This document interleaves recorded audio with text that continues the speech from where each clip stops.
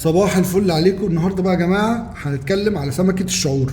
سمكه الشعور اهي دي في منها احجام كبيره وصغيره، تمام، وهي تعتبر من اسماك البحر الاحمر، مش موجوده في اسكندريه او في البحر الابيض، تمام. سمك الشعور من الاسماك القيمه او الغاليه في البحر الاحمر، يعني حاجه من السمك اللي هو بيصنف من السمك الراقي في البحر الاحمر. في منه فصائل كتير، انضفهم واغلاهم اللي هو الشعور الحر، اللي هو ده اللي هو بيبقى اصفر دماغه صفرة، تمام، وده بيسموه شعور حر. في منه بقى انواع كتير، دي بقى اولاد عم كتير زي الشركس والمحسني، وفي برضو شعور بيقولوا عليه شعور بلدي، لكن الحر ده اللي هو الاصفر ده يعتبر من اغلى وانضف انواع الشعور في البحر الاحمر. بيتعمل ايه؟ بيتقشر وبيتجزل، ممكن لو هو كبير بيتجزل، لو مش كبير زي كده مثلا بيتعمل على بعضه.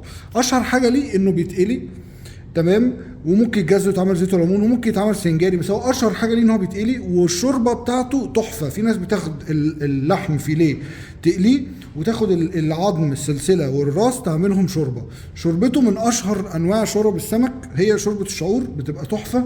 جربوها مش هتندموا، سمكه جديده ومختلفه وهتعجبكم جدا.